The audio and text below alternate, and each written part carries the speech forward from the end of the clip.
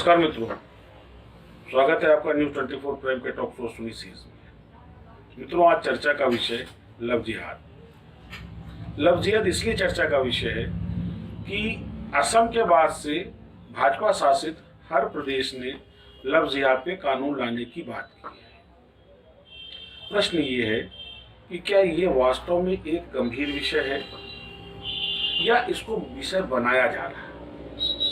संभवतः याद हो, इसी तरीके से एक विवादित विषय पर एक बिल लाया गया था जिसको ट्रिपल तलाक बिल कहते हैं, और अब लव जिहाद का मुद्दा उठाया जा रहा है। तो कहीं लव जिहाद कोई चुनावी शगुफा तो नहीं, क्योंकि ये वो संवेदनशील विषय हैं जिन पर जनता का रुख एकदम से बदलता है, पक्ष में भी विपक्ष में भी। 370 खत्म हो गई है, राम मंदिर का निर्माण जारी है। अब किन मुद्दों पर राजनीति हो, ये सत्ता के लिए भी एक गंभीर प्रश्न है और यही चुनौती है विपक्ष के लिए भी। नेतृत्व रहित विपक्ष केवल इस बात की राजनीति कर रहा है कि उसको केवल सत्ता का विरोध करना है, और सत्ता को अपना वोट बैंक एकत्र रखने के लिए इस बात की आवश्यकता है कि वो ऐसे संवेदनशील मुद्दों को उठाए जिन मुद्दों पर एक आम आदमी की सोच को परिवर्तित किया जा सके। और वर्तमान में जो मुद्दा हावी हो रहा है वो हो रहा है लव जिहाद का। असम के मंत्री ने जिस तरीके से लव जिहाद को लेकर कमेंट किया, हो सकता है ये सामाजिक दृष्टि से उचित ना हो, और अगर नहीं है तो समाज के दोनों वर्गों के जो धार्मिक नेता हैं उनको बैठ करके इस विवाद का निस्तारण करना चाहिए, न कि इस पर राजनीति होनी चाहिए। और एक सवाल और बड़ा महत्वपूर्ण सवाल है, जिस तरीके से असम के मंत्री का वर्जन आया है कि अगर हम इलेक्शन जीत के आए तो हम लव जिहाद पर बिल लाएंगे, वो बिल आज क्यों नहीं आ सकता है। अगर लव जिहाद इतना घातक विषय है, आपको लगता है कि लव जिहाद से समाज की सामाजिक समरसता प्रभावित हो रही है, तो चुनावों का इंतजार क्यों। कहीं ये केवल चुनाव के लिए एक मुद्दा तो नहीं बनाया जा रहा है, क्योंकि भारत में वैसे भी राजनीति का मुद्दा होता है। जनता के सरोकारों से 74 साल में किसी सरकार का कोई सरोकार नहीं रहा।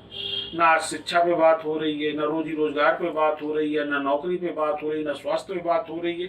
बात उन विषयों पर हो रही है जो वस्तुतः विषय है ही नहीं, उनको बनाया जा रहा है।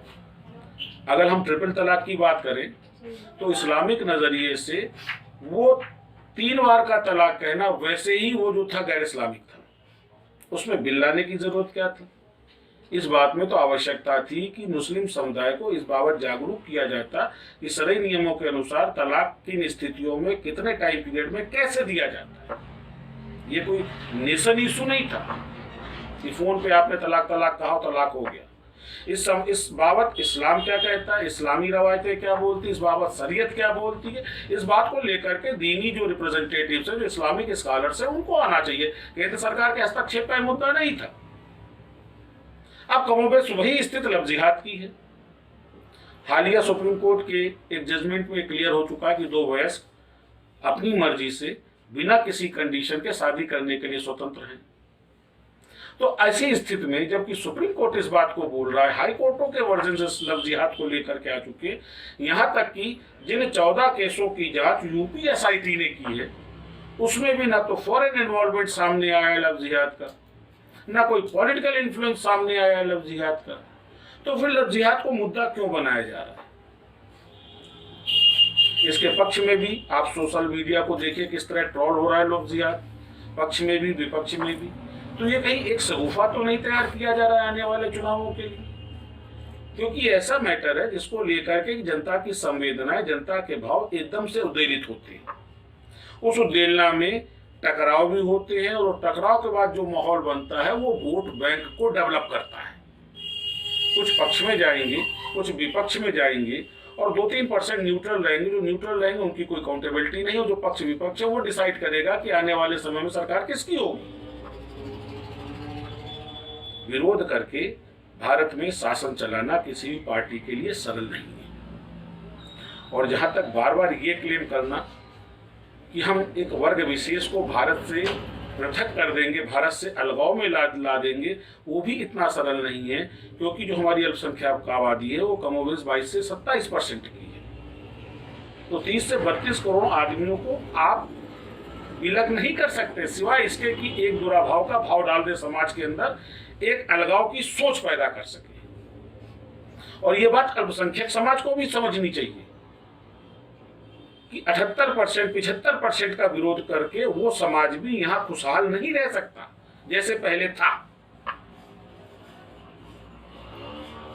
बहुत गंभीर स्थितियां हैं और अब जरूरत और आवश्यकता पड़ गई है कि दोनों कौमों के, दोनों रिलीजन्स के जो रिलीजियस नेता हैं, धार्मिक गुरु हैं, इस्लामिक स्कॉलर हैं, सनातन स्कॉलर हैं, इनको बैठ करके इन विषयों पे चर्चा करनी चाहिए और इन विषयों के अच्छे बुरे को उनको अपनी पीढ़ियों को देना चाहिए कि आपका ये कदम समाज की इस भावना को आहत करता है, लिहाजा ये कदम ना उठाएं। कानून बनेगा तो उसका सदुपयोग और दुरुपयोग दोनों ही प्रत्यक्ष होगा और जिस पक्ष के ऊपर उस कानून का प्रयोग होगा वो पक्ष निसंदेह विरोध में खड़ा होगा। विरोध में जब वो आएगा तो उसको लेकर के एक विरोध का माहौल बनेगा और ये माहौल कहीं ना कहीं हमारी समाज की समरसता को प्रभावित करेगा। जो फीलिंग ऑफ कॉन्फिडेंट है, रिलायबिलिटी है, बिलीव है, कहीं ना कहीं दोनों समुदायों के बीच में एक विश्वास की कमी को बढ़ाएगा। जो खाई वर्तमान पिछले 2 दशकों में हिंदुस्तान के समाज में इन राजनेताओं ने गहरी खो दी है। हिंदुस्तान का तो दुर्भाग्य 1951 के बाद से ही चालू हो गया था, बल्कि 47 से ही चालू हो गया था, जब केवल 2 नेताओं को संतुष्ट करने के लिए हिंदुस्तान के टुकड़े किए गए थे।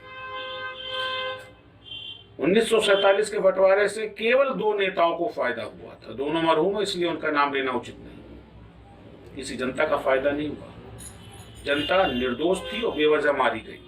ये बात दोनों समुदायों को समझनी चाहिए कि एक राजनीतिक स्वार्थ पूर्ति के लिए व्यक्ति विशेष को प्रधानमंत्री बनाने या न बनने देने की सोच को लेकर के जिस तरीके से देश को टुकड़े किए गए थे, आज पुनः वो स्थिति रिपीट हो रही है और कोड़ में खाज का काम कर रहे हैं वो कुछ लोग जो अपने को समुदाय विशेष का राष्ट्रीय नेता बनाना चाहते, जैसे माननीय ओवैसी जी।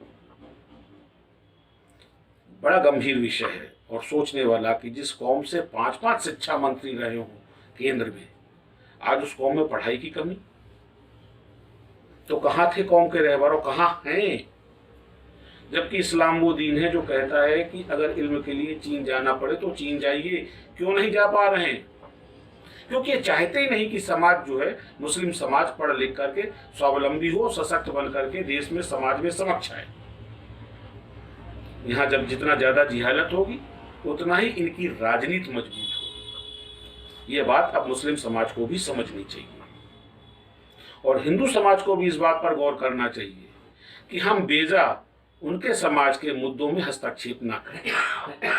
उनका अपना रिहाइश का तरीका है, उनका अपना कल्चर है, हिंदू समाज का अपना कल्चर है। हम बजाय दोष देने के, जैसा वो बेटियों को मैनिपुलेट कर रहे हैं, हम अपनी बेटियों को कंट्रोल क्यों ना करें?